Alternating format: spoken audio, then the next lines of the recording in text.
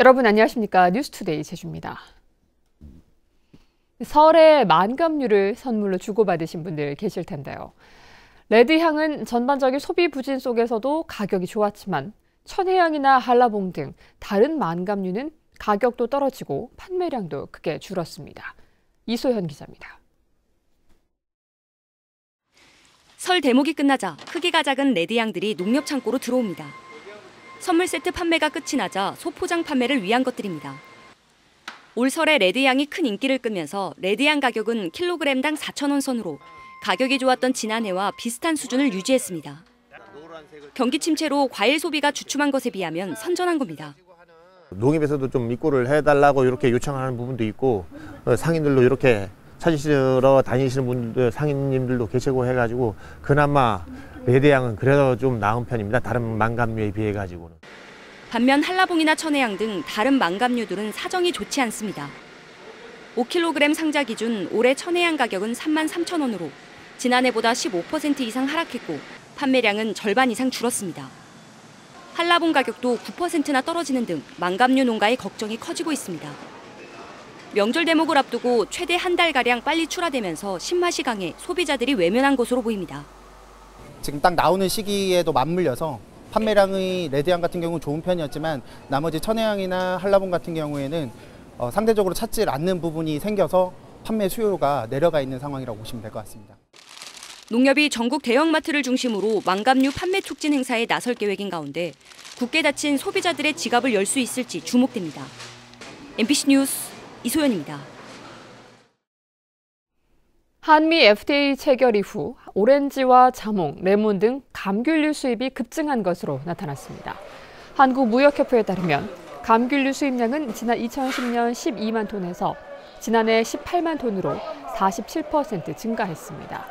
이 가운데 오렌지는 29%, 레몬은 212%, 자몽은 171% 늘었습니다. 한국농촌경제연구원은 감귤류 수입량이 2028년에는 23만 6천 톤으로 지난해보다 24% 늘어날 것으로 전망했습니다. 4.3 당시 억울한 옥살이를 하고 수형인 재판에 앞장섰던 현창용 할아버지가 향년 87세 일기로 별세했습니다.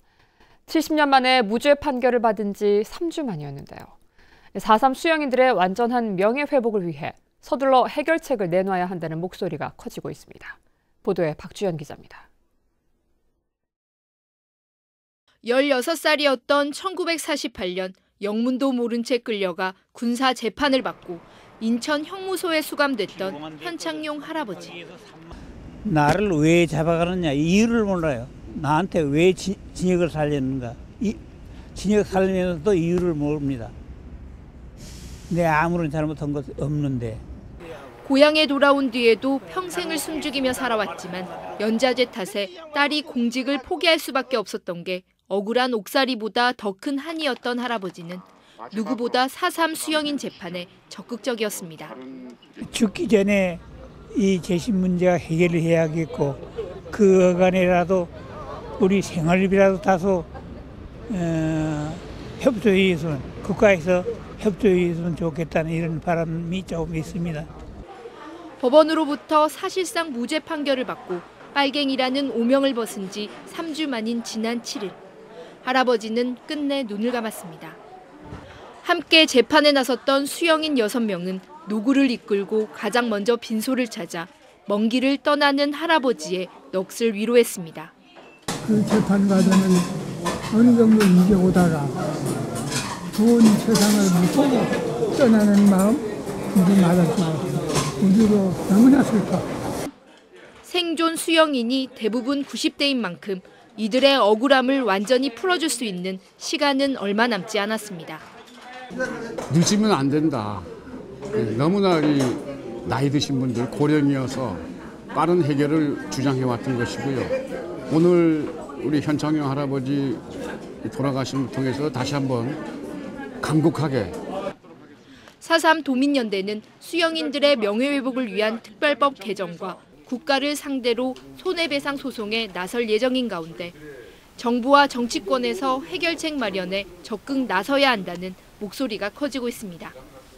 MBC 뉴스 박주연입니다. 제주도는 내국인 관광객 유치를 위해 밀레니엄 세대인 20대와 베이비 부머 세대인 50대에 맞는 마케팅 전략을 펴기로 했습니다. 우선 20대를 대상으로 패러글라이딩, 서핑, 승마 등 제주의 청정자원을 활용한 체험형 관광 콘텐츠를 페이스북과 인스타그램 등 SNS로 집중 홍보합니다. 또 50대에게는 휴양과 힐링을 주제로 마케팅을 전개할 계획입니다. 지난해 제주를 찾은 내국인 관광객은 1,308만 명으로 전년보다 3.2% 줄었습니다.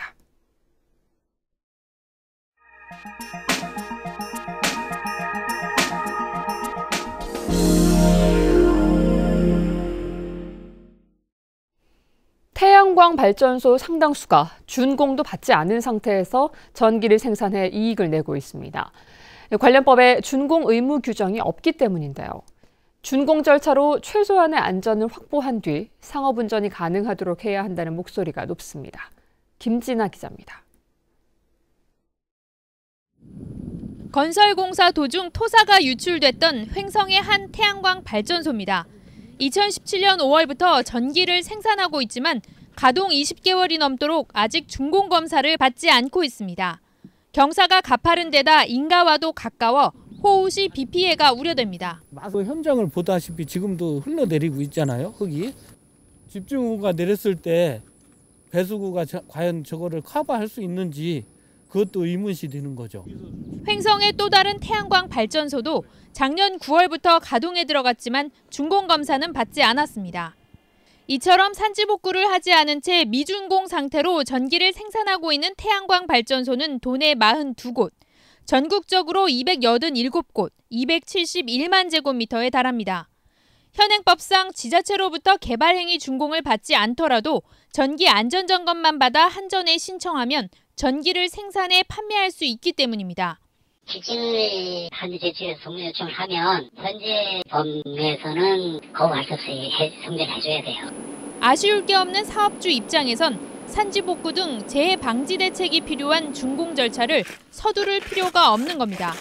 작년 철원과 청도 등 준공받지 않은 태양광 발전소에서 산사태가 잇따르면서 뒤늦게 관련법 개정이 추진되고 있지만 산지에 국한되거나 발전 허가권 거래 제한에 그치고 있습니다. 피해는 고스란히 주민들에게 올 수밖에 없기 때문에 최소한의 안전장치인 준공검사 후에 사업을 시행해야 된다고 생각합니다. 문제가 대두되자 산업자원부도 준공을 마쳐야 신재생 가중치를 받을 수 있도록 고시 개정을 추진하겠다고 밝혔습니다. 이제 신재생에너지도 다른 허가 사업처럼 관련 절차를 강화할 필요성이 제기되고 있습니다. MBC 뉴스 김진아입니다. 한겨울 섬에서 재배하는 시금치를 섬초라고 부르는데요. 개량종에 밀려 위기에 처했던 섬초가 토종인 옛 품종으로 경쟁력을 되찾고 있습니다. 문현철 기자가 보도합니다. 신안군 비금도 한겨울에도 이곳은 농산일로 쉴 틈이 없습니다.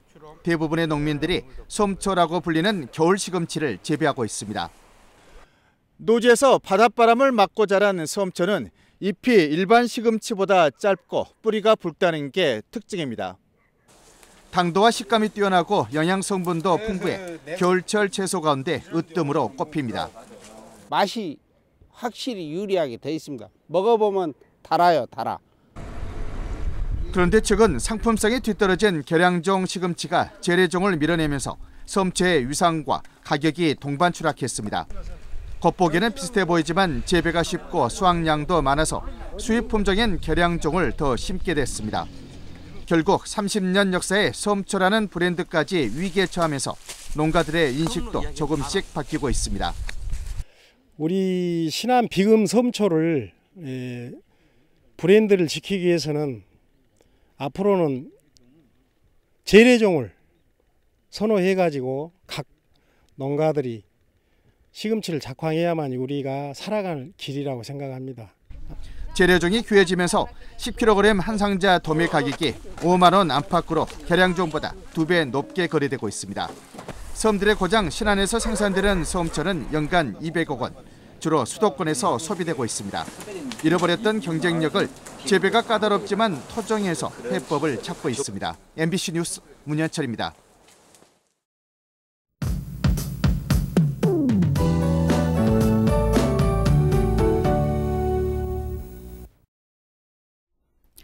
현재 제주도 산지에는 눈이 내리고 있습니다. 아침까지 최고 3cm의 눈이 내려 쌓이겠고요. 대설주의보도 발효 중인 상태입니다.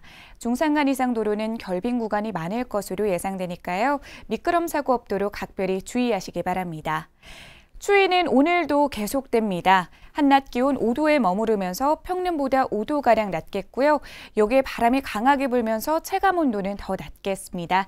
옷차림 든든하게 하셔야겠습니다. 다음은 자세한 지역별 날씨입니다. 오늘 북부 지역은 흐린 가운데 낮 기온 5도에 그치면서 춥겠습니다. 서부 지역의 하늘 표정도 흐리고요. 아침 기온 3도, 한낮 기온은 5도 선으로 전망됩니다. 남부 지역은 1에서 3도로 시작하고 있고요. 낮에는 5에서 9도 사이로 예상됩니다. 현재 동부 지역은 3도를 가리키고 있고요. 한낮 기온은 6도 안팎에 그치겠습니다.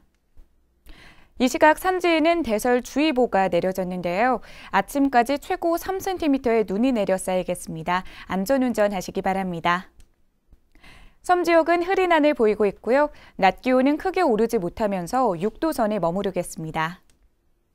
바다의 물결은 남쪽 먼바다에서 4m까지 높게 일겠고요. 현재 풍랑주의보가 발효 중입니다. 이 시각 제주공항에는 진눈깨비가 흩날리고 있습니다. 주간 날씨입니다. 내일 낮부터 기온이 오르면서 추위가 점차 누그러지겠고요. 수요일과 금요일에는 비가 내리겠습니다. 날씨였습니다. 어제 오후 3시쯤 제주시 한림읍 주민 57살 김모 씨 등 3명이 입술 마비와 어지럼증 등 복어 독 중독 의심 증세를 보여 제주 시내 병원에서 치료받고 있습니다. 소방당국은 이들이 직접 복어를 조리해 먹다 사고가 난 것으로 보고 정확한 경위를 조사하고 있습니다. 제주 119 구조대의 구조 활동이 크게 늘었습니다. 소방청에 따르면 지난해 제주 119의 구조 건수는 11,482건으로 전년도에 비해 18.3% 늘어 전국에서 증가폭이 가장 컸습니다. 사고 유형별로는 벌집 제거가 가장 많았고 화재, 동물 포획, 교통사고 순이었고 30% 정도는 토요일과 일요일에 집중됐습니다. 국립농산물품질관리원 제주지원은 설을 앞두고 지난달 7일부터 이달 초까지 유통업체와 전통시장, 인터넷 쇼핑몰 등 754곳에 대한 특별단속을 벌여 16곳을 적발했습니다. 위반 유형별로는 원산지 거짓 표시 5곳, 원산지 미표시 4곳, 축산물 이력제 위반 7곳입니다. 이 가운데 원산지 거짓 표시는 형사 입건하고 나머지는 과태료를 부과했습니다. 제주시는 한국토지주택공사와 제주도개발공사에서 매입한 임대주택 예비 입주자의 신청을 받습니다. 모집 지역은 애월과 조천, 구좌와 한림의 365세대로 입주자 모집 공고일 현재 제주시에 거주하는 무주택 세대 구성원이어야 합니다. 임대료는 시중 전세 시세의 30% 수준이며 자격 조건을 유지할 경우 최장 20년까지 거주할 수 있습니다. 제주도는 하차 거래로 전환된 무와 양배추 등 7개 농산물의 원활한 유통을 위해 물류 장비를 지원하기로 하고 오는 26일까지 신청을 받습니다. 지원 대상은 농협과 영농조합법인, 농가 등이며 심의를 거쳐 6곳을 선정해 자부담 40% 조건으로 한 곳당 최고 5천만 원을 지원합니다. 국민연금을 더 많이 받기 위해 수령 시기를 늦추거나 반납하는 사례가 잇따르고 있습니다. 국민연금공단 제주지사에 따르면 연금 수령 시기를 최대 5년까지 늦춰 연 7.2%의 이자를 받는 연기 신청은 지난해 121건이 접수됐습니다. 또 최소 가입 기간인 10년을 채우지 못해 일시금으로 받았던 연금을 되돌려주고 가입 기간을 늘리는 반납 신청도 지난해 884건이 접수됐습니다.